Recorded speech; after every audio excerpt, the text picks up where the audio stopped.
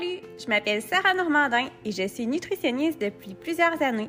Ma passion, c'est d'apprendre à retrouver le plaisir de manger, de te montrer que ça peut être simple, mais surtout de t'aider à faire la paix avec ton corps et avec les aliments. Dans le podcast Le Maudit Poids, prépare-toi à être surpris, à peut-être même être choqué par ce que tu vas entendre, mais fais-moi confiance. Le chemin vers la libération en vaut vraiment la peine.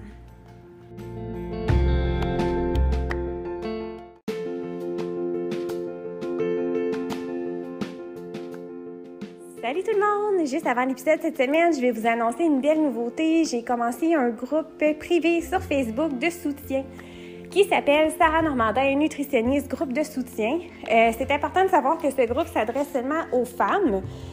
Désolée, messieurs! Si jamais vous êtes intéressés, vous êtes un homme, vous m'écoutez, venez m'écrire en privé. Si vous êtes quelques-uns, ça va me faire plaisir d'en partir un pour vous. C'est vraiment une question de sécurité pour que les femmes se sentent à l'aise. Puis, ce groupe s'adresse seulement aux femmes qui vivent des difficultés en lien avec leur image corporelle ou encore avec la relation qu'elles entretiennent avec la nourriture. Donc, si c'est votre cas, vous êtes vraiment les bienvenus sur le groupe. C'est vraiment le but du groupe, là, c'est pas un endroit où je vais partager des informations. C'est vraiment pour échanger entre vous, verbaliser, parce que vous vivez toute la même chose, puis ça peut être intéressant d'en jaser ensemble. Donc, mon rôle, ça va être de faire la police un petit peu, de voir qui entre, qu'est-ce qui est publié, tout ça. En fait, dans les règlements, c'est assez simple. Respect, respect, respect. Safe place, qui veut dire ce n'est pas un endroit pour venir faire de la promotion sur des services de coach ou de vente de produits. Donc, dès que je vois un nom associé à coach ou vente de produits dans une publication, je vais devoir retirer la personne. C'est super important pour moi. Il faut que les gens se sentent à l'aise de publier sans se sentir vulnérables ou hameçonnés par la culture des diètes. Donc, c'est le critère principal d'être là pour sa personne et non pour en apprendre davantage sur l'alimentation intuitive ou l'alimentation équilibrée en général. C'est vraiment un groupe de soutien pour venir verbaliser sur vos difficultés. Donc, si vous entrez dans ces critères, vous êtes la bienvenue. Venez me voir, faites la demande. Donc, Sarah Normandin, nutritionniste, groupe de soutien. Ça va me faire plaisir de vous accueillir. Donc, sur ce, je vous souhaite un super bel épisode. Salut tout le monde! Bienvenue à un nouvel épisode du podcast Le Maudit Poids. Aujourd'hui, je suis avec Céline Saloumi. Salut Céline! Salut Sarah! Comment ça va? Ça va bien et toi? Ça va super bien, merci. Dans le fond, toi Céline, tu es diététiste nutritionniste, bien entendu. Tu as fait ton baccalauréat en nutrition et une maîtrise, puis tu t'es spécialisée dans un sujet assez intéressant, qu'il n'y a pas beaucoup de nutritionnistes, si je ne me trompe pas, là, qui sont spécialisés dans ce secteur-là. Non, pas encore. Parfait. Fait que toi, c'est plus au niveau de tout ce qui entoure l'infertilité, la santé des femmes, puis tu as une petite spécialisation aussi là, au niveau plus troubles intestinaux, particulièrement la formation pour FODMAP, là, directement de l'Université de Monash. Fait que ça, c'est quelque chose qui est intéressant aussi de ce côté-là. Oui, en effet, parce que tout ce qui est problématique comme le côlon irritable, on voit souvent avec des problèmes en lien avec la santé de la femme comme l'endométriose. Donc, pour moi, c'était assez important de vraiment maîtriser l'approche FODMAP parce que je l'utilise souvent dans ma pratique. Super, c'est excellent. Je voulais juste mentionner aussi que tu as fait un épisode de podcast aussi avec ma collègue Vanessa Daigle dans le podcast Zone Grise, la saison 2. Donc, je réfère les gens, là, si jamais ils sont intéressés puis veulent avoir un petit peu plus de détails sur l'inflammation puis la fertilité, le rôle de l'alimentation. Nous, aujourd'hui, je voulais qu'on se concentre tout ce qui entoure le poids, là, je t'explique un petit peu l'idée, c'est que je reçois beaucoup de témoignages, puis même des fois de consultations de femmes qui se font demander de perdre quand même une quantité importante de poids pour pouvoir avoir accès à des traitements de fertilité. Et là, j'avais 1 million de questions en lien avec ça. Fait qu'on se serait concentré plus là-dessus aujourd'hui. Puis là, j'ai l'experte sur le sujet, fait que je suis vraiment contente. Good! Je m'excuse d'avance pour la voix, by the way, mais c'est vraiment les allergies qui m'ont frappé super fort ce printemps. Il n'y a pas de problème. Il n'y a pas de problème. Puis, juste avant de sauter là, directement dans le vif du sujet, est-ce que tu veux expliquer aux gens un petit peu qu'est-ce qui fait que tu as choisi cette spécialité-là, finalement, dans les dernières années? Oui. très bonne question. En effet, j'ai jamais pensé à une journée que je vais faire ce que je fais aujourd'hui, mais en effet, c'est grâce à mon parcours personnel dans tout ce qui est en lien avec la fertilité, que j'ai décidé de juste comme comprendre un peu tout ce qui se passe. Donc, c'était au début plus une curiosité plus personnelle. Puis après ça, ça a juste comme, je voulais juste en savoir, puis je voulais juste apprendre, puis je voulais juste comme, c'est rendu genre, peut-être c'était ma façon un peu de contrôler ce qui se passait autour de moi, parce que tu sais, dans l'infertilité, il y a tellement de facteurs qui ne sont pas contrôlables, puis ça te rend vraiment, ça crée beaucoup de détresse, puis ça te rend vraiment frustré de tout ce qui se passe autour de toi. Donc, c'était un peu ma façon de prendre le contrôle sur ce problème-là pour mieux comprendre un peu tout ce qui se passe. Parce que quand j'étais présente dans les cliniques de fertilité, puis quand je parlais avec mes médecins, les médecins, c'était vraiment, tout était inconnu pour moi, malgré le fait que je suis quelqu'un de très scientifique, puis malgré le fait que je suis dans un domaine paramédical, que je m'y connais bien aussi dans tout ce qui est genre scientifique, éco.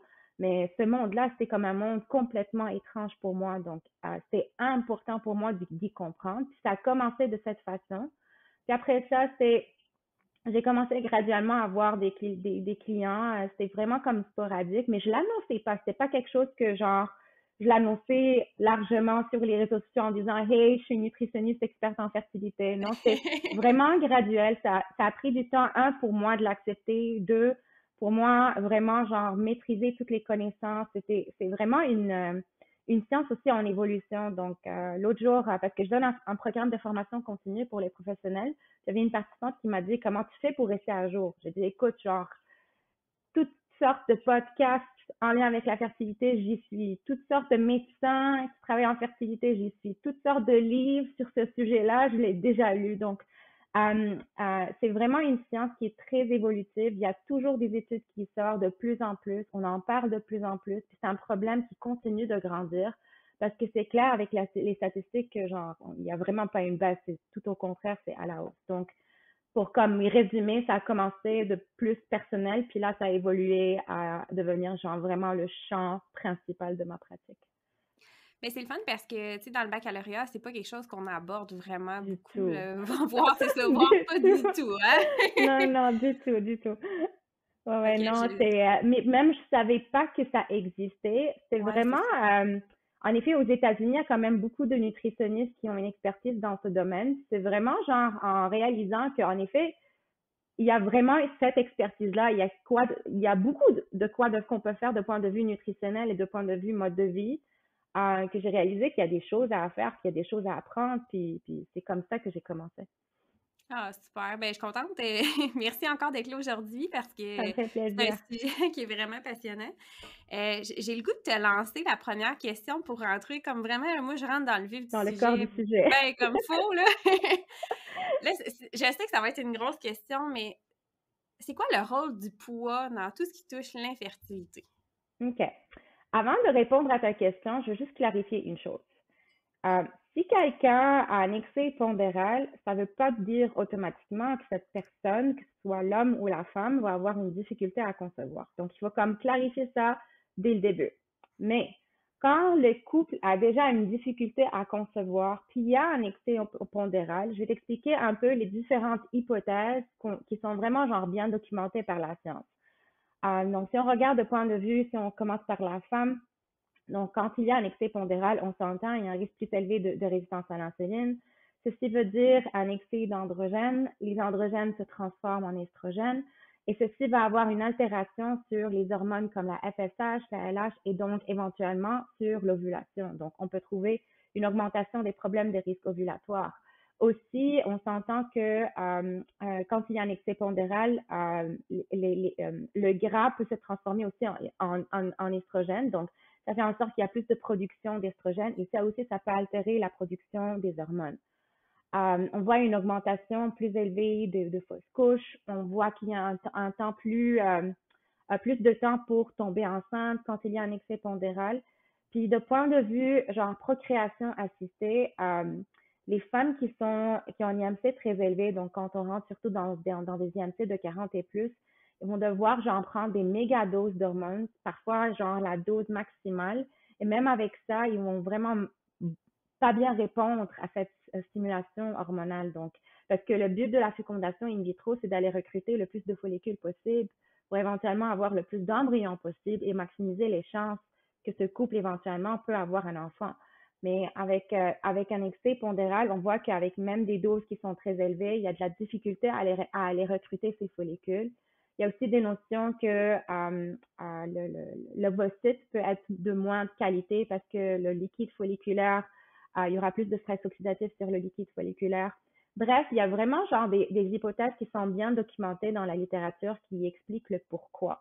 Mais il y a plusieurs femmes qui sont en surpoids ou même genre un IMC élevé et qui ont réussi à tomber enceinte naturellement sans aucun problème.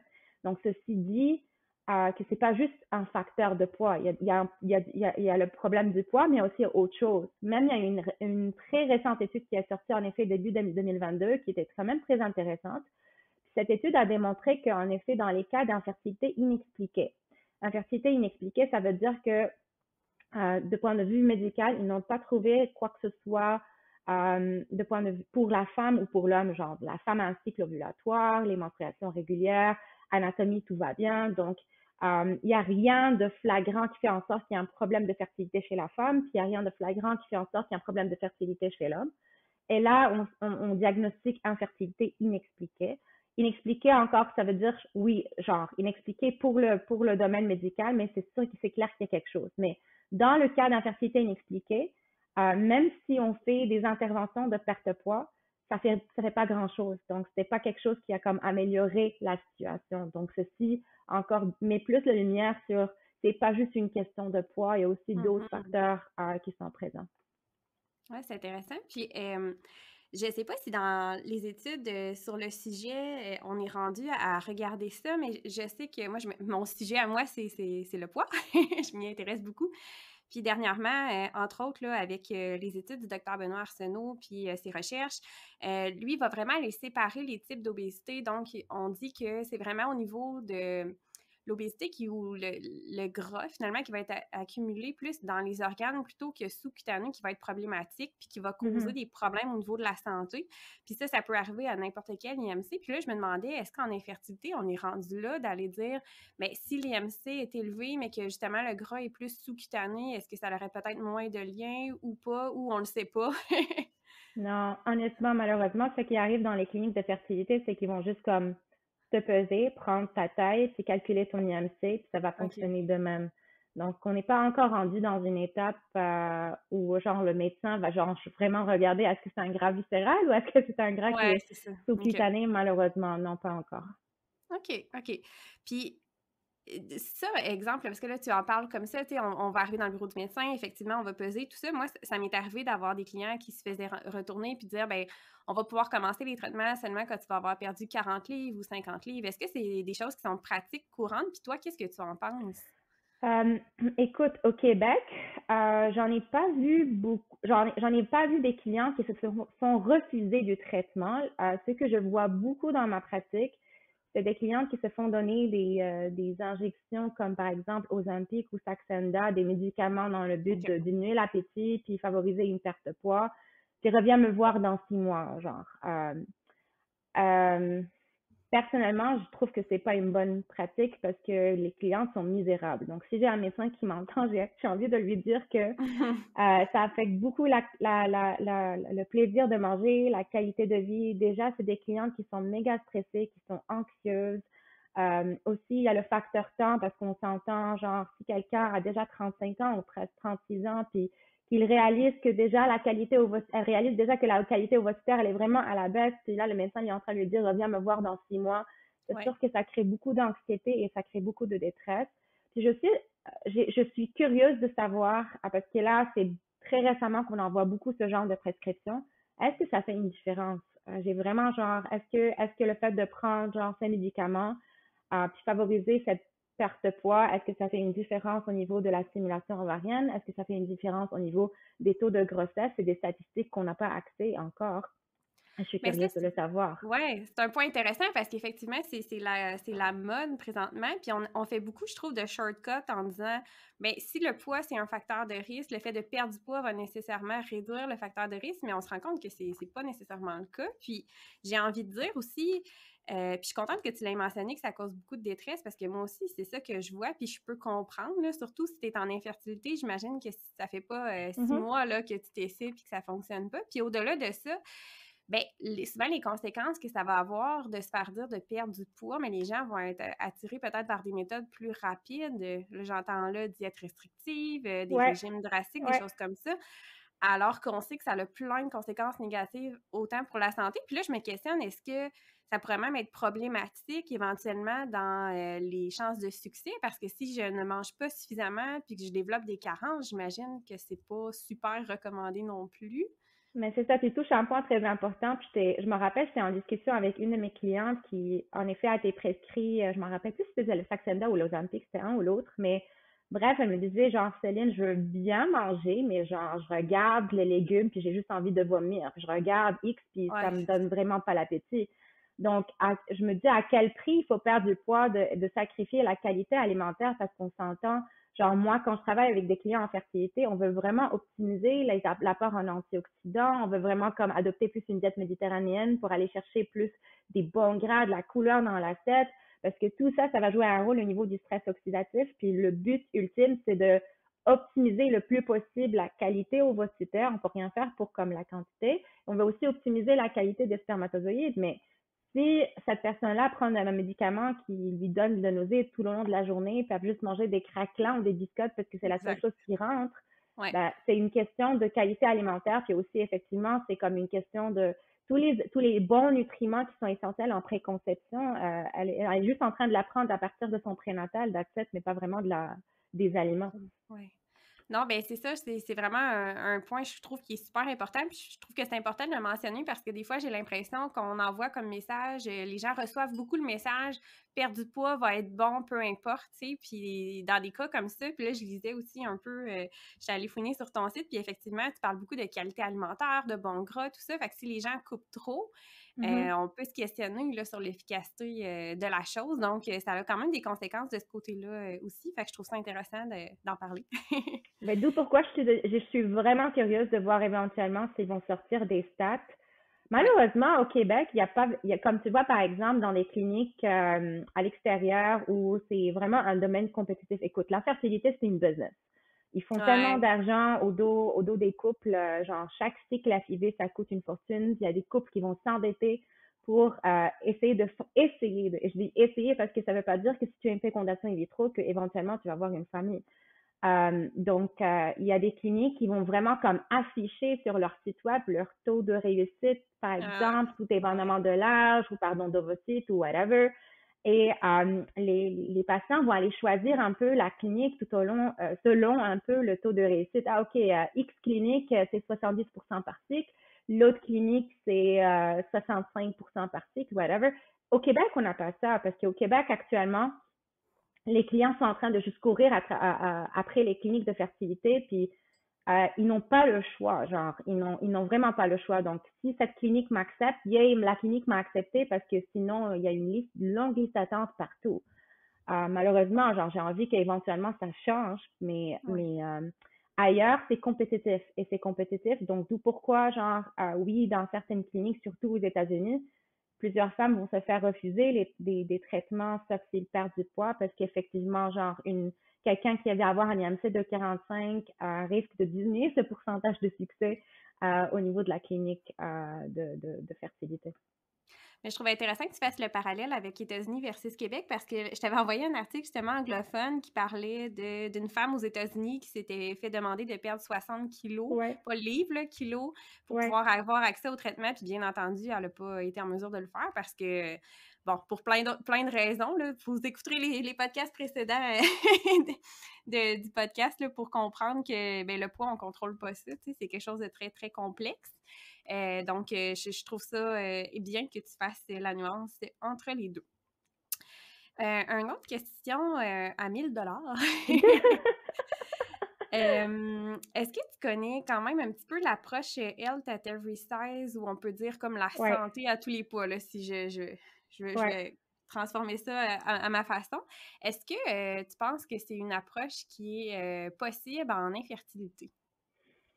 Euh, Pas vraiment. Je vais te dire pourquoi. Parce que euh, quand quelqu'un vient te voir pour des problèmes de fertilité, comme tu as dit, ça fait peut-être 1 an, 2 ans, 3 ans qu'ils essaient tout seuls, puis là, le facteur temps est très important. Puis là, ils consultent le médecin, puis le médecin demande, il faut que tu perdes de poids, donc ça devient vraiment une priorité pour eux. Donc, s'ils vont cogner à ta porte, ils vont te dire, j'ai besoin de l'aide, peux-tu m'aider? Puis toi, tu vas leur dire, non, j'y crois pas. Je veux Mhm. rien savoir, je veux juste t'enseigner à comme bien manger et tout. Ben, c'est sûr que tu réponds pas à leurs besoins. Donc, moi, je préfère comme travailler à encadrer mes clients, à les aider. Mais mon mindset va être différent. Donc, si le médecin, ce qui arrive, c'est que le médecin va plus aller voir, OK, c'est quoi l'IMC de 25 ou 24, puis faire le calcul, faire la différence, puis sortir le chiffre. Moi, ça serait plus pour elle, écoute, on a juste comme de diminuer de 5%. Si on arrive à diminuer de 5% de ton poids, ça, déjà, à la base, c'est bien documenté que ça peut faire une très grande différence. Donc, c'est de juste te rassurer parce que si on va dire, OK, tu dois perdre 60 livres, ça crée tellement Non, d'anxiété et c'est ça. d'angoisse, mais de juste comme diminuer ce chiffre puis de dire, écoute, on va comme faire des petits changements graduels qui vont éventuellement favoriser une perte de poids. On va t'accompagner, on va faire X, Y, Z, on va faire en sorte que la qualité ovocytaire soit optimisée. Mais le HAVE, je trouve, dans un contexte de fertilité, considérant que je travaille vraiment avec une clientèle qui est très anxieuse, le temps, c'est un facteur qui est très important, tout dépendamment de l'âge de la cliente. Même je te dis, même si quelqu'un vient te voir, cette personne a 25 ans, ben, si elle, son besoin immédiat est d'avoir un enfant aujourd'hui, si Ouais. elle sait que, selon le médecin, un des obstacles pour qu'elle ait son enfant, c'est en effet son poids, elle va faire tout son possible pour pouvoir réaliser son rêve. Je ne sais pas si tu comprends ce que je veux Ouais. dire. Donc, non, pour moi, genre, le haze, dans ce contexte, ça ne fonctionne vraiment pas. Mais je trouve ça vraiment intéressant, puis ça résonne beaucoup ce que tu dis.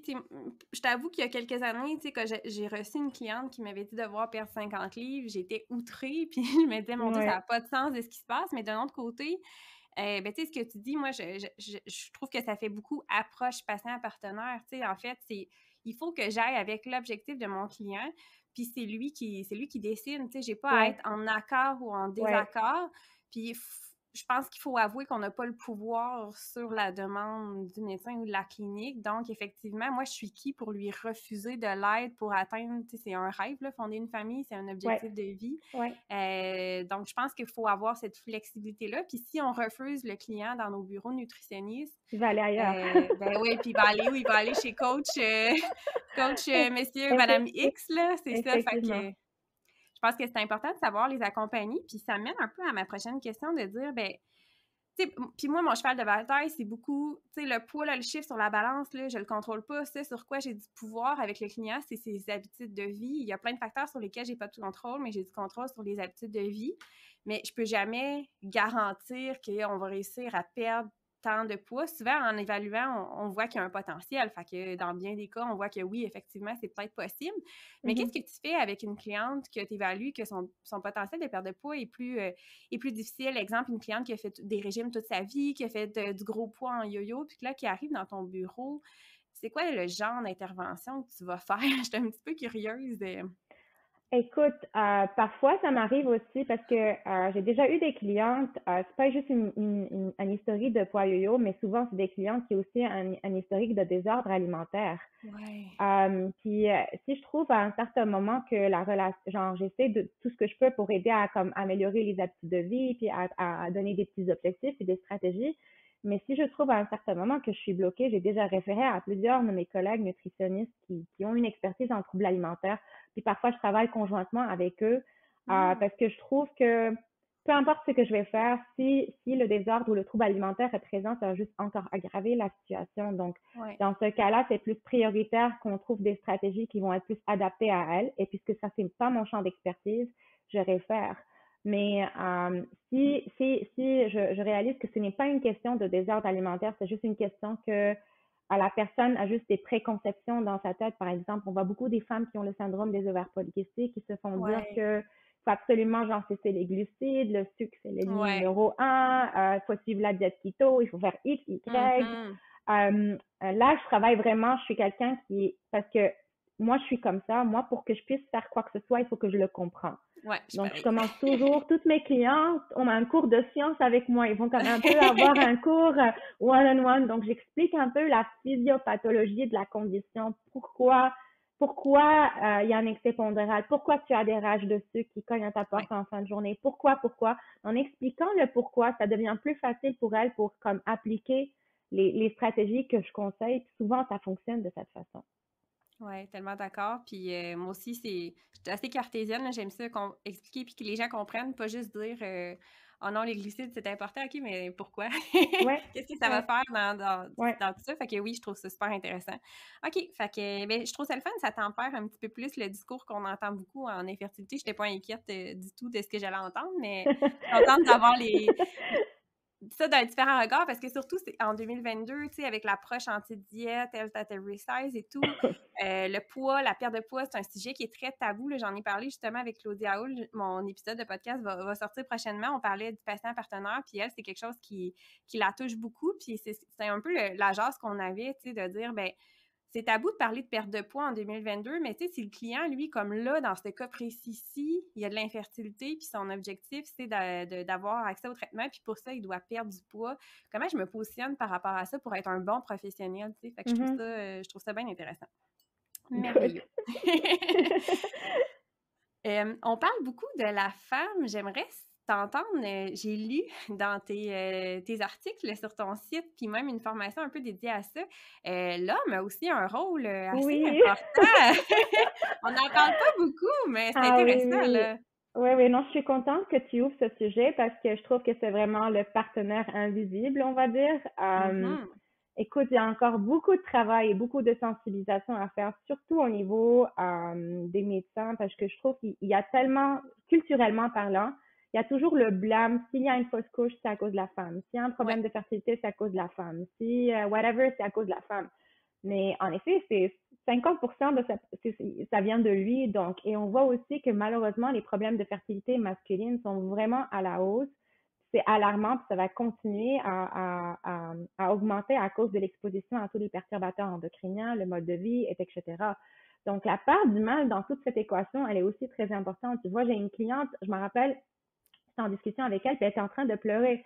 Elle m'a dit, Céline, on était dans le bureau du médecin, elle a un problème de surpoids, son conjoint a un problème de surpoids, son conjoint a aussi une anomalie au niveau du sperme, puis OK. le médecin mettait juste l'emphase sur elle qu'elle devrait perdre du poids pour maximiser leurs chances. Mais il n'y avait Mais aucun voyons. conseil qui était comme dirigé vers son conjoint. Maintenant, je ne veux pas généraliser, c'est sûr qu'il y a des médecins qui font un excellent travail, mais il faut aussi regarder sa partie. Donc, moi, idéalement, même dans une clinique de fertilité, ils devraient donner comme un genre de checklist pour la femme et pour l'homme, genre, tu vas pas juste dire à la femme arrête de fumer ou arrête de boire, il faut aussi que ce soit comme pour les deux ou fais attention à ce que tu manges pour monsieur, madame, pas juste pour madame. Donc, il faut vraiment mettre l'emphase sur la partie du mal parce qu'il y a beaucoup de problèmes de fertilité qui sont jusqu'à 50%, on va dire, c'est vraiment d'origine masculine, puis c'est quand même Quand même, un hein? gros chiffre, Oui. effectivement. Puis c'est vrai que les consultations, pour ça, on les reçoit seulement pour la femme. J'ai jamais reçu d'homme trouble de fertilité, alimentation, là, tu sais, j'ai jamais eu de consultation pour ça, moi, encore, là, fait que je suis comme J'en curieuse. reçois, mais Wow! beaucoup OK, moins que les c'est bon. femmes, honnêtement, puis j'ai beaucoup d'admiration pour ces hommes parce que ça prend du Oui! courage, parce que c'est un sujet qui est quand même très difficile à aborder. Ça atteint vraiment la masculinité, puis Ouais. souvent, l'homme va se questionner, genre, qu'est-ce que j'ai fait pour avoir ce problème? Il y a honnêtement, t'as pas, donc on pense que si jamais il y a un problème de fertilité, il y a un problème de santé. On peut être en parfaite santé, puis l'homme peut avoir un spermogramme vraiment pas bon, genre avec des spermes de mauvaise qualité ou une fragmentation d'ADN qui est très élevée. Donc, la santé ne veut pas dire, genre, ne pas avoir un problème et vice-versa. Mais puisqu'on parle du poids, aussi le poids, ça joue un rôle énorme sur la fertilité masculine parce qu'on voit dans la littérature qu'il y a une altération de la spermatogenèse, donc la fabrication des spermatozoïdes quand il y a un excès pondéral. Il y a une augmentation de la température au niveau des testicules, donc plus de stress oxydatif. Donc, c'est sûr qu'il faut toujours mettre la lumière aussi sur ce partenaire invisible, mais qui est très important dans l'équation de conception. Oui. Ah, mais c'est bon. Puis est-ce que ça t'arrive, toi, de recommander, quand tu reçois une consultation pour infertilité, est-ce que ça va t'arriver de recommander à la cliente d'amener son conjoint s'il est ouvert à le faire? Toujours. Toujours, Wow, c'est bon. mais j'ouvre une grande parenthèse. C'est genre, toutes les clientes sont conscientes que leurs conjoints doivent aussi, genre, comment dire, s'impliquer. Mais ce qui arrive, je l'ai déjà dit dans des podcasts, je ne me rappelle plus lequel, mais souvent les femmes sont toujours beaucoup plus proactives que les hommes. Donc, Ouais.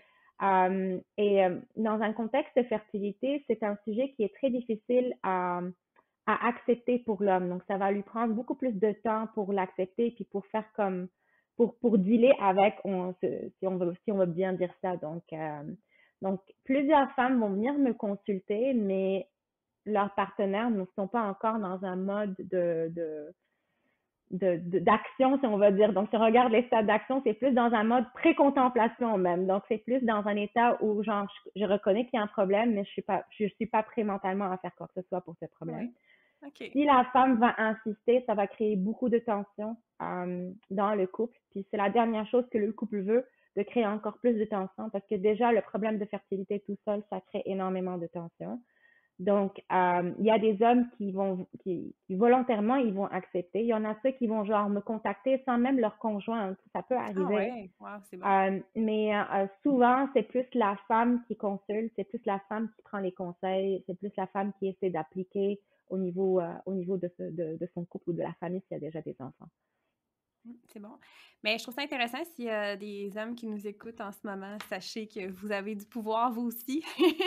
C'est intéressant. Énormément. Écoute, les hommes, leur avantage, c'est que la spermatogenèse se fait aux alentours de 3 mois, on va dire. Donc, plus pour donner OK. un chiffre rond. Donc, ils ont vraiment un pouvoir à comme travailler la qualité des spermes parce que chaque batch va être un peu différente. Donc, Ah si par ouais, OK. exemple, quelqu'un consomme du cannabis puis a un apport excessif en alcool, ce qui joue un rôle sur la qualité du sperme, cette personne décide de juste comme contrôler son apport en alcool puis peut-être arrêter le cannabis, éventuellement, on va voir une amélioration au niveau de la spermatogenèse. Donc, la qualité du sperme va être améliorée dans la prochaine batch. Donc, ils ont vraiment un luxe que ça se régénère, ce qui Oui, n'est pas c'est le ça, cas pour hein? les ovocytes. Mais oui, ils ont beaucoup de pouvoir sur ça aussi. Fait que dans le fond, si eux changent leur habitude de vie, déjà après à peu près 3 mois, ils peuvent voir des effets. C'est quand même intéressant. C'est sûr que oui, mais on s'entend dans un cas où il n'y a pas vraiment une infection sous-jacente, par exemple un problème de varicocèle ou un petit problème physiologique qui fait en sorte il y a un stress oxydatif sur les testicules. Mais si par exemple la seule raison qui justifie pourquoi il y a une diminution au niveau de la qualité du sperme, c'est peut-être une consommation excessive d'alcool ou cannabis ou Ouais. whatever. Puis en travaillant cet aspect-là, c'est sûr que ça va avoir ça va optimiser. Dans 3 mois, elle va être un peu mieux, 6 mois encore mieux. Donc c'est sûr que ça va jouer un rôle. OK. Puis la femme, elle, si on se met à changer les habitudes de vie, à perdre un petit peu de poids, c'est pas nécessairement qu'on va voir les effets directement. C'est plus si on veut un traitement d'infertilité, on va y avoir comme plus accès. Si le médecin nous a demandé de perdre du poids, c'est-tu un peu ça? Ou il peut avoir on peut s'attendre à ce que ça change éventuellement, ça augmente nos chances. Y a-t-il un peu de données là-dessus, qu'on se met à vraiment modifier nos habitudes de vie? Tu veux dire habitude de vie ou poids? Genre la question de perdre du Ouais, poids ou habitude de c'est vie? une bonne question. Un et l'autre. Bonne OK. question. Ben, de point de vue poids, les données, les études scientifiques sont très mixtes là-dessus. Donc, OK. on peut voir qu'il y a des cohortes où on voit, oui, il y a une amélioration au niveau, genre, des résultats de fécondation in vitro et écho, mais il y en a d'autres où, genre, ça n'a vraiment pas fait un impact. D'où pourquoi, genre, même si on regarde les dernières recommandations, on se questionne, est-ce que ça vaut la peine de faire attendre une cliente de perdre de Ouais. poids avant de procéder à des traitements de fertilité. Donc ça, c'est un gros point d'interrogation. Mais de point de vue changement du mode de vie, puis changement des habitudes alimentaires, je peux dire oui, ça a un impact énorme. Donc, il y a même des femmes, par exemple, j'ai eu plusieurs clientes qui ont le syndrome des ovaires polykystiques, qui a un trouble ovulatoire hormonal. Ben, tant qu'on n'ovule pas, il n'y a pas de cycle menstruel, c'est sûr que les chances de concevoir sont genre zéro. Mais dès qu'on travaille à optimiser la santé hormonale puis à régulariser le cycle, il y a même des clientes qui n'ont pas dû aller à l'étape de procréation assistée pour pouvoir fonder Ah, leur quand même. famille parce qu'on a pu régulariser le cycle. Donc, en travaillant un peu l'équilibre alimentaire, l'équilibre de l'assiette, habitudes de vie comme caféine, alcool, l'intensité de l'activité physique, éco, c'est sûr que ça a un impact sur le cycle menstruel. Écoute, on dit le cycle menstruel, c'est ton 5e signe vital pour les femmes. C'est vraiment pas quelque Quand chose de même, hein? négligeable.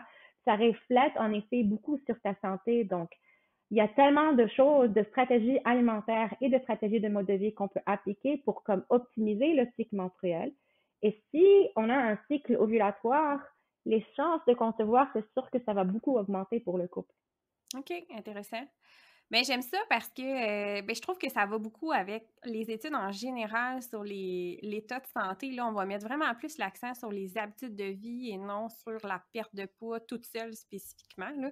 On va voir la perte de poids comme une conséquence des changements d'habitudes de vie ou des fois, la perte de poids va être nulle, mais il va y avoir une amélioration. Ouais. Tu sais, justement, la semaine passée, j'ai assisté au congrès de l'ACFAS avec Dr Benoît Arsenault, puis c'était vraiment ça qui était présenté, là, tout ce qui ressortait au niveau de toutes les conférences, c'est vraiment, on met l'accent sur les habitudes de vie, puis même sans perte de poids, on voit des améliorations sur la santé. Fait que 100%. je trouve que c'est intéressant de voir que dans l'infertilité, ou tous les problèmes reliés, là, tu nommais syndrome des ovaires polykystiques et tout, qu'on aille un petit peu dans ce sens-là, ça fait beaucoup de sens pour moi. J'aime ce que j'entends.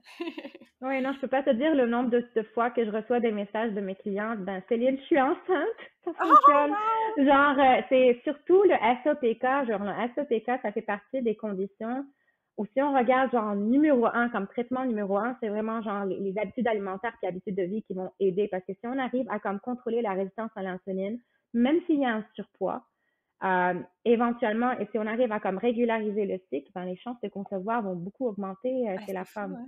Puis Ouais. SOPK, là, juste pour les gens qui nous écoutent, c'est vraiment ça, le syndrome Syndrome, des ovaires syndrome des ovaires polykystiques. polykystiques. Parfait. Exact, excellent. Puis vu que tu m'ouvres la porte un petit peu sur le SOPK, le syndrome des ovaires polykystiques, est-ce qu'il y a vraiment dans les études une prévalence de cette problématique-là chez les gens qui sont en surpoids ou dit en obésité, ou ça va arriver chez les gens minces aussi? Est-ce qu'on Ah oui, on non, on connaît peut un peu les avoir, causes? non, non, il y a le lean PCOS, comme on dit en anglais. C'est sûr que c'est plus, on voit plus des problèmes de surpoids au niveau des personnes qui ont le syndrome des ovaires polykystiques. Mais en effet, il y a des femmes qui ont le syndrome des ovaires polykystiques puis qui n'ont aucun problème de poids, même ils peuvent être en sous-poids. D'où pourquoi on voit que genre c'est une condition. Il y a beaucoup de médecins qui vont vraiment mettre l'emphase sur la perte de poids Ouais, dans c'est le pour ça. contexte de SOPK, mais pour Ouais. quelqu'un qui a le lean PCOS, ça serait quoi la recommandation pour ce patient-là? Donc, qu'est-ce que tu vas recommander dans ce cas-là? Donc, c'est une question, c'est vraiment un trouble hormonal, un excès d'androgène qu'il va plus falloir adresser et non pas juste mettre l'emphase sur le poids dans le cas du SOPK. Je trouve ça intéressant parce que ça, je le vois souvent aussi, là, les requêtes que je vais recevoir pour SOPK, ça va être perte de poids. C'est que ça. J'en ai pas souvent, mais c'est vraiment beaucoup associé à ben c'est la cause, c'est le poids et on recommande de perdre du poids. C'est beaucoup ce qu'on entend. Fait que je suis contente de voir que on a d'autres explications. Donc là, ça serait vraiment la qualité des habitudes de vie, qualité alimentaire, dans le fond, qu'on irait travailler un petit peu, j'imagine, comme en Ouais, infertilité. ouais, effectivement. Puis, tu sais, on parle beaucoup d'habitudes de vie. Moi, habitudes de vie, quand je parle en général autour de la santé et du poids, je vais parler d'alimentation, d'activité physique, de sommeil, de stress, mais j'aimerais savoir, toi, en infertilité ou en syndrome des ovaires polykystiques, qu'est-ce que tu entends exactement par saines habitudes de vie? Est-ce que tu peux Très résumer bonne ça? question. Donc, à part alcool, caféine, activité physique, je travaille beaucoup aussi. Il y a le stress qu'il faut prendre en considération. Il y a les perturbateurs endocriniens. Donc, souvent, je peux passer genre 1 heure de temps à juste comme parler parce que tout ce qu'on mange est très important, mais aussi tout ce qu'on met sur notre peau, les ustensiles qu'on a dans la cuisine, parce que si tu regardes la littérature scientifique sur le sujet, ça fait tellement peur de voir l'impact de l'exposition aux perturbateurs endocriniens sur notre système. Juste pour expliquer c'est quoi les Oui, perturbateurs c'est là que je m'en endocriniens. allais. C'est ce que je En m'en allais effet, poser comme question. en effet, c'est des substances qui vont interférer avec la fonction hormonale, qui vont soit bloquer ou soit interférer avec la fonction hormonale. Puis on va les trouver un peu partout dans l'environnement. Donc, de dire que je vais complètement éliminer mon exposition, c'est comme quasi impossible. Ouais. Mais il faut juste être conscient. Genre, je te donne un exemple. Tout ce qui est plastique éco, genre boire dans de l'eau en plastique, faire chauffer ses plats dans des contenants de plastique dans le micro-ondes, tout ce qui est genre contenants en plastique, les produits qui contiennent des parabènes, des phtalates éco, c'est toutes des choses qu'on dit que c'est des perturbateurs endocriniens qui vont genre vraiment avoir un impact sur la fonction hormonale. Puis il y a tellement de documentation scientifique sur le sujet et sur l'impact sur non seulement la santé hormonale, sur la santé en général, Ouais, l'augmentation c'est des ça. cancers et tout, mais aussi sur Ouais, la fertilité, sur quand la même. fertilité des hommes et sur la fertilité des femmes. Il y a même une scientifique, j'ai oublié son nom, mais elle a écrit un livre, puis elle sonne l'alarme. Elle, selon elle, si il n'y a pas de genre, la santé publique ne prend pas ça au sérieux, genre, elle dit que tous les couples en 2045 vont devoir comme avoir l'aide Oh de la mon procréation Dieu! assistée parce que l'impact est tellement néfaste sur la santé reproductrice. Donc, dans les habitudes de vie, c'est sûr et c'est clair, même si c'est pas infertilité. Donc, si je travaille avec une femme qui souffre par exemple de l'endométriose ou trouble hormonal ou whatever, tout ce qui est dans le Tout ce spectre qui de est mon hormonal, domaine, là. je vais Ouais. certainement aborder d'une façon ou d'une autre dans un des suivis le sujet des perturbateurs endocriniens. Puis tu sais, tu parlais de ce qu'on met sur la peau et tout. Est-ce qu'il y a des ressources que tu as en tête où on peut aller voir qu'est-ce qui est recommandé, qu'est-ce qui est moins recommandé? J'imagine que la liste doit être assez impressionnante. Ben, en effet, il y a je sais qu'au Québec, la dernière fois, dans le programme Endo, on l'a mentionné, mais j'ai oublié le nom de l'application. Il y a une application ewg.org. Elle, c'est vraiment genre tout ce qui est en lien avec les perturbateurs endocriniens. Puis il y a même une application qu'on peut scanner des produits. OK. L'idée, c'est vraiment d'acheter des produits qu'on va dire clean, donc le moins Ouais. toxique possible. Donc d'aller vers des marques, comme par exemple, ce qui me vient en tête au Québec, tu as par exemple Attitude, qui est une bonne marque qui Ouais. contient plus des produits qui sont moins toxiques pour l'environnement, mais aussi moins toxiques pour toi, pour l'humain en tant que tel. Donc, quand on parle de, genre, si on veut acheter, je dis toujours à mes clients, genre, quand tu finis ton déo, la prochaine fois que tu vas acheter un déo, cherche un bio qui va être, genre, mentionné sans parabènes, sans phtalates, sans aluminium. Donc, pour aller un peu diminuer l'exposition. Donc, si tu vas acheter une crème, même si on veut une crème qui soit bien parfumée et belle, mais c'est mieux d'aller vers une version qui soit, par exemple, sans parfum, ce genre de conseils, mais genre, s'ils veulent faire un changement qui commence vraiment dans la cuisine, donc s'ils ont Ouais. beaucoup genre des trucs en plastique, OK. des Tupperware en plastique et ils sont en train de vraiment chauffer leur plat avec des plastiques, ça c'est vraiment le plus gros changement qu'il faut vraiment commencer parce que en chauffant, genre, on prend un exemple, si tu manges une spaghetti sauce tomate puis tu mets ta spaghetti sauce tomate dans un contenant de plastique, tu mets au micro-ondes, ben le parabène qui est dans le plastique va rentrer vraiment dans tes repas. Puis c'est ça qui fait en sorte que l'exposition elle est élevée au niveau des perturbateurs endocriniens. C'est des petits changements, mais c'est des changements qui sont très significatifs. Oui, parce que c'est des choses qu'on fait quasiment à tous les jours, là. Tu sais, si les gens, je pense aux gens qui apportent le lunch au travail puis qui Oui, chauffent le lunch, là, c'est des choses qu'on effectivement. fait 5 jours par semaine, là. Fait que c'est quand même. Effectivement. OK. Ah, ben quand même, hein. Fait Puis, que. Vas-y, vas-y. non, excuse-moi. Non, je veux dire, ne vous fiez, genre, le truc sans BPA, c'est du n'importe quoi, parce que le sans OK, BPA, ça OK. veut dire le A, ils l'ont remplacé par un S. Même si le BPA, c'est celui qui a été le plus étudié, mais là, on voit aussi Oui. que le fameux remplaçant du A, le BPS, est aussi nocif. Donc, on est mieux d'aller plus vers des contenants en verre. Je sais que c'est plus lourd. Je sais que c'est moins pratique, mais à long terme, c'est mieux. En effet mieux pour la santé en général. Un peu comme le. Voyons, j'ai un petit blanc. les édulcorants, là, l'aspartame, un peu comme l'aspartame qu'on a remplacé par plein d'autres édulcorants, mais que finalement, on se rend Effectivement. compte qu'ils sont aussi Ouais. dommageables au niveau, entre autres, du microbiote, là. Donc, c'est pas étonnant d'entendre ça, mais c'est quand même assez alarmant, là. Fait que ça vaut la peine de s'informer. Donc, d'alcool, de caféine, de perturbateurs endocriniens. Est-ce que je peux juste te poser la question, dans des cas comme ça, d'infertilité, c'est quoi ta recommandation pour l'alcool puis la caféine? Est-ce que c'est juste de modérer ou c'est de cesser complètement? OK, très bonne question. Dans un contexte de si par exemple j'ai quelqu'un qui a l'endométriose, qui ça fait des années qu'elle essaie de tomber enceinte, processus de fécondation in vitro, c'est sûr que je vais lui dire évite l'alcool tout carrément parce que l'alcool, ça augmente l'estrogène dans le corps. Puis l'estrogène, c'est un fertilisant pour l'endométriose. OK, OK. Euh, euh, donc, dans un contexte de genre procréation assistée, donc ils sont déjà rentrés dans les traitements, je recommande vraiment de limiter slash éviter l'alcool pour elle et pour lui. La caféine, honnêtement, si on regarde les études de point de vue femme, la caféine ne va pas avoir un impact sur la fertilité en tant que telle, mais on voit qu'il y a des risques de fausse couche significativement quand même élevés avec un Ah apport ouais. élevé en caféine. Donc, surtout quand il y a des transferts d'embryons ou dans un cycle de fécondation in vitro, ou s'il y a par exemple des antécédents de fausse couche, je demanderais vraiment à limiter la caféine ou aller plus vers des options qui sont décaf parce qu'on veut vraiment maximiser les chances le plus Ouais. possible et mettre les chances OK. de notre côté. Pour les hommes, c'est plus ce qu'on voit dans la littérature, c'est les boissons caféinées sucrées Mm. comme style Pepsi, Eco, qui ont tendance à à diminuer la qualité des spermatozoïdes. Donc, c'est plus sur cet aspect que je vais plus mettre l'emphase Quand quand même. on regarde caféiné. Puis est-ce que les boissons énergisantes peuvent entrer là-dedans Ouais, c'est chez les caféiné, messieurs ouais, aussi, même là, c'est contexte, ça, hein? effectivement. Parfait. OK.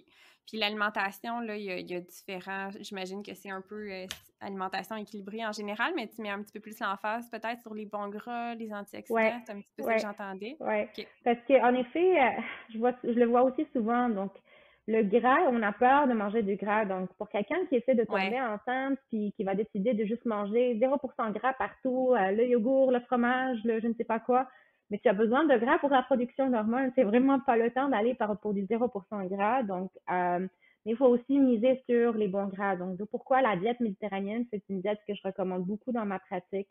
Elle est très bien non seulement documentée par la science pour la santé en général, mais on voit aussi de plus en plus des études sur son impact sur la fertilité. Puis est-ce qu'en contexte de quelqu'un qui doit perdre du poids, est-ce que ça peut faire peur? Est-ce que j'imagine que c'est pas quelque chose que tu vas nécessairement retirer les gras, mais les gens, souvent, c'est ça qu'ils vont avoir tendance à faire, de vouloir couper les gras pour perdre le Non. poids. Ouais, Fait mais que c'est ça ce que j'explique, c'est plus une question de portion. Donc, par exemple, pour une femme à qui on essaie, parce qu'il y a des femmes, on parle du poids, mais on a beaucoup parlé du surpoids, mais on n'a pas mis la lumière sur le sous-poids, qui est aussi néfaste sur la ouais, c'est fertilité. bon. Mhm. Pour quelqu'un qui a un faible IMC, on peut trouver plus de troubles ovulatoires, problèmes d'aménorrhée, etc. Donc, pour quelqu'un qui est peut-être dans ce contexte-là, je vais vraiment comme encourager fortement le gras sans qu'on regarde les portions en tant que telles. Mais pour une personne qui a plus un problème de surpoids, on va adopter la diète méditerranéenne, mais avec des portions qui sont modérées. Donc, par exemple, au lieu de lui dire, genre, mange des noix à gogo toute la journée, ça serait plus de contrôler les portions de noix, etc. Mais aussi de ne pas avoir peur du gras, parce que le gras, on s'entend, c'est rassasiant. Donc, Oui, si tout à tu as fait. vraiment genre un petit creux l'après-midi, c'est sûr que c'est mieux de manger des noix avec ta portion de fruits au lieu de manger des fruits avec des craquelins, parce que c'est sûr que Oui, le gras et les fibres dans les noix vont t'apporter plus de rassasiement que, par exemple, l'autre option. oui, tout à fait. Excellent. Puis j'imagine que l'autre habitude de vie qui nous manquait, c'était peut-être un peu au niveau de l'activité physique. Je ne sais pas si c'est aussi majeur, le lien dans l'infertilité. Je ne sais pas si les études vont dans ce sens-là autant que d'autres problèmes de santé. En effet, oui. Ce qu'on regarde, que ce soit pour les hommes ou pour les femmes, quand l'activité physique est d'intensité élevée et vraiment à grande fréquence, ça peut nuire à la fertilité. Ça, c'est vraiment la seule exception où ça peut nuire à la fertilité, Ah, mais c'est intéressant. on s'entend, genre, dans un contexte d'activité modérée, c'est toujours super bon pour la santé. C'est aussi excellent pour la gestion du stress qui vient Oui, avec les problèmes de fertilité. Donc, par exemple, si j'ai un couple qui vient me voir, c'est un couple ou une femme qui vient me rencontrer qui me dit, genre, je fais du head training 1 heure et demie à tous les jours, puis là, j'essaie d'avoir un enfant, puis j'ai mon cycle menstruel, il est irrégulier, puis j'ovule Ouais. pas, puis c'est sûr qu'on va regarder en premier l'activité physique, puis la fréquence et tout. Ah, c'est intéressant. J'aime ça aussi de voir, tu sais, tu parlais de sous-poids, là, tu parles de surentraînement, fait que en fait, c'est la modération, comme dans tout, là. C'est Effectivement. intéressant. Ouais. Excellent. Oh mon Dieu, c'est tellement intéressant. Merci beaucoup. On dirait qu'on vient de commencer, mais ça fait déjà, le temps est écoulé, Colline. Je ne vais pas te retenir plus longtemps. Tu as été super généreuse. Un gros merci. C'est un Ça me fait sujet plaisir. je trouve qu'on n'entend pas assez parler. Puis c'est sûr qu'on a piqué la curiosité de plein de monde aujourd'hui. J'ai vu sur ton site Internet que tu offrais des programmes, entre autres en ligne, que les gens peuvent se procurer, autant hommes que femmes, Ouais. c'est ce que je voyais. Ben, Fait en qu'on peut effet, aller s'inscrire. j'ai un programme que j'ai créé en collaboration avec Claudia Bellan. C'est une ostéopathe infirmière. C'est un programme pour les femmes qui sont atteintes d'endométriose. C'est pas spécifique fertilité, mais il y a un volet fertilité dans le programme. C'est vraiment dans un mindset de vraiment aider toutes ces femmes-là à leur donner une boîte à outils pour aider dans la gestion de leur douleur. C'est une approche qui est intégrative. Bientôt, on finit la première cohorte, puis on va ouvrir les portes à la deuxième cohorte Ah, wow. pour l'automne. J'ai un cours qui est autodidacte que j'ai créé, nutrition et fertilité au masculin. C'est vraiment genre un mini-cours de 1 heure et demie qui adresse tous les facteurs en détail qui jouent un rôle sur la fertilité masculine, comment optimiser l'apport alimentaire, les stratégies alimentaires et tout. Puis j'ai un autre volet qui est plus pour professionnels de la santé. J'ai un OK. programme de formation continue. En effet, je l'ai créé au début en anglais, donc c'est Nutrition Management of Infertility. Puis là, ça se peut, je dis ça se peut parce que c'est pas encore confirmé, qu'il y aura la première cohorte en français cet automne. Merveilleux. C'est vraiment dans le but d'aller, parce que comme tu l'as mentionné très bien au début, il y a très peu de nutritionnistes qui ont une expertise dans ce domaine. Puis, c'est clair que les problèmes de fertilité ne sont vraiment pas à la baisse. Donc, il y a beaucoup de clients qui ont besoin de support à ce niveau. Donc, une de mes missions, c'est vraiment de former plus de nutritionnistes possible pour comme aider à accompagner le plus de couples possible. Merveilleux. Excellent. Ben, c'est une belle mission, ça m'intéresse. Si on veut faire affaire avec toi, est-ce que tu prends encore des gens en considération? Mais j'ai encore 2, 3 jours de consultation, 2 jours que je dédie à mes consultations, on va dire. Parfait. Donc, si on est intéressé, on peut aller sur ton site web, on peut aller te voir aussi, te suivre sur Facebook et Instagram, Céline Saloumi Nutrition, si je me trompe pas. Oui, c'est ça, c'est ça.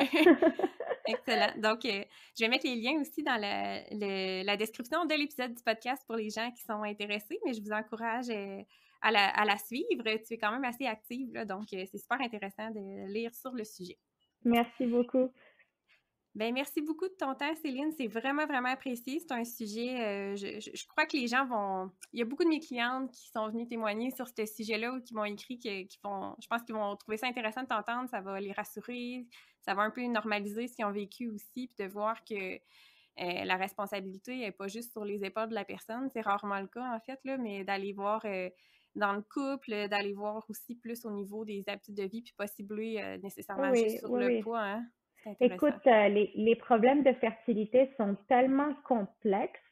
C'est vraiment toute une série d'équations. Et s'il y a un facteur dans l'équation qui ne fonctionne pas, genre la chaîne, elle est comme interrompue, on va dire. Donc, c'est la qualité de votre sperme, mais la qualité du sperme, il y a aussi l'implantation, la fécondation. Il y a tellement de facteurs qui sont impliqués. Donc, c'est juste de mettre le doigt puis de dire c'est à cause du poids, c'est vraiment pas une bonne chose. Donc, Ouais. oui, le poids peut avoir un impact, comme j'expliquais au début, mais c'est pas juste une question de poids. Ouais.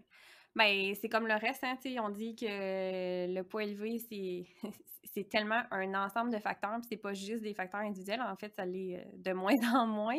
Fait que je pense que c'est comme dans tout, tu sais, oui, ça peut être un facteur de risque pour la santé, puis encore, on remet ça en question, mais c'est l'ensemble de plusieurs facteurs, dont des facteurs environnementaux. Donc, je trouve que ça fait un beau parallèle avec les problèmes d'infertilité, finalement. Ouais. Good. Ben, merci beaucoup. Donc, pour Merci les à autres, on se toi. revoit bientôt. À Merci. bientôt. Bye bye. Bye bye.